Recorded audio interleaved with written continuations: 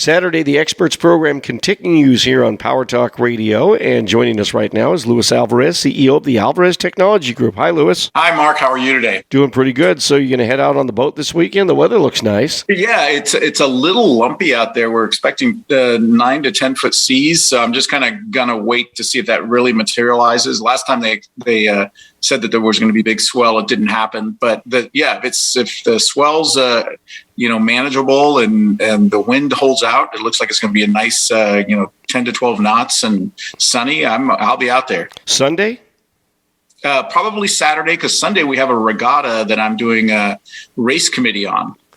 So it's another fleet of boats, but it's our job to make sure they start fairly and end at some point. So the Admiral gave you shore duty.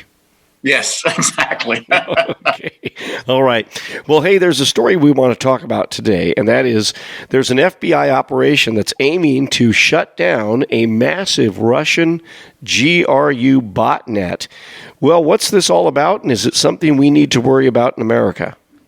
Well, it's good news actually for us. So the Russia GRU is the equivalent of our CIA, if you will, and they've been known to take firsthand control of certain cyber attacks, and the GRU is something that typically our intelligence people have shied away from confronting them directly because, the idea of a state confronting a state might lead to mistakes being made. But given the current circumstances with what's going on between Russia and the Ukraine, the FBI has been emboldened, and they have taken down a network of botnets. And these are largely devices on the internet that don't belong to Russia's GRU, but instead are being, co-opted by them so that they can conduct attacks on other facilities, but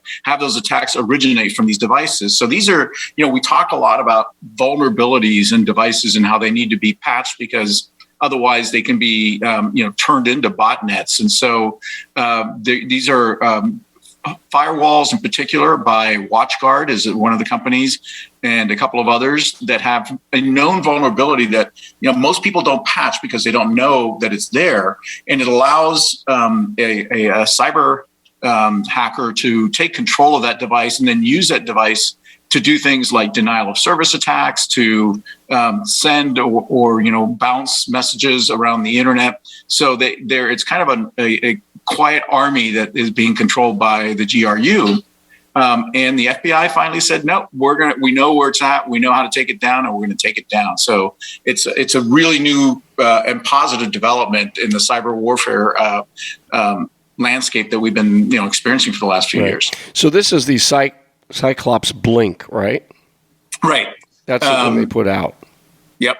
So that's the one they took out, and it was being run by an organization that calls itself Sandworm, but we know that it's being managed by the GRU. So it's not even a state-supported attack; it's a state-sponsored. It's actually something that the Russians have made no bones about. So hopefully, this sends a message to the Russians that, hey, you can't do these things anymore. The world has changed since you attacked Ukraine, and we're going to use offensive tactics to take down these botnet networks that you built that can be used for all sorts of stuff. Right. So apparently Sandworm is particularly known for launching disruptive hacks over the years. One of them was, as you mentioned, knocking the Ukrainian power grid offline. Another one was using malware to try and blow up a Saudi petrochemical plant. So this is pretty dangerous stuff here, real acts of war. Yeah. Yeah, and the way these work is once you control these devices, you can really use them to bypass typical filters that are looking for attacks emerging from places like Eastern Europe and Russia, because all of a sudden you start getting transmissions of information or data from a site, let's say in Nashville, Tennessee, and you're thinking your security system is not designed really to consider that a threat necessarily, but now you start to get multiple streams of traffic coming to you from multiple stateside devices that have been compromised. And it then, leads to a lot of problems like overwhelming firewalls, being able to inject code into systems. That's what they tried to do with the Saudi petrochemical plant. They were trying to find a way to inject some code that would cause those, the industrial machinery in the plant to malfunction and eventually lead to an explosion. So it can be very, very dangerous. All right.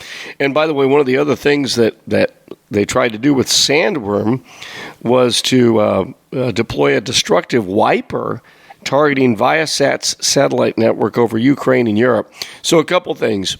What's a wiper? And then what is, for those who don't know, what is Viasat? Sure. So a wiper is a type of malware that's designed to be completely destructive. This isn't like ransomware where they want to lock your systems and have you pay in Bitcoin to unlock them. This is designed to completely wipe out the operating system and all the data from a device to the point where it cannot be recovered.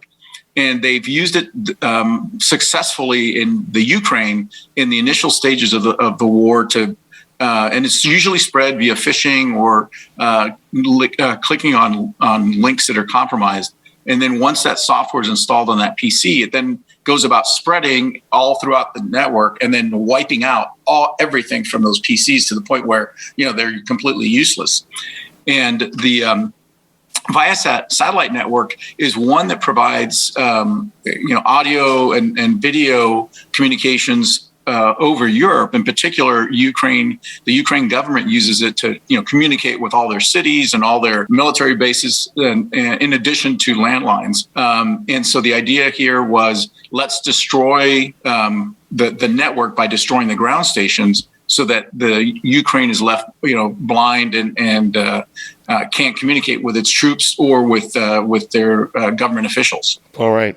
That's Luis Alvarez, CEO of the Alvarez Technology Group, joining us today here on Power Talk. And Luis will be back with us on Monday. Monday's topic is all about a PG&E scam that's hitting people here in the Monterey Bay Area. In fact, locally, people have lost up to $65,000 in total charges, and Luis will tell you the extent of this scam and what it's all about when you join us Monday morning, starting in the 8 o'clock hour for our expert segment with Luis Alvarez, CEO of the Alvarez Technology Group. Online, it's alvareztg.com, at AlvarezTG. That's the Twitter handle. And Luis, the toll-free number for the I-Team. Give us a call at 866-78-I-TEAM. That's 866-784-8326.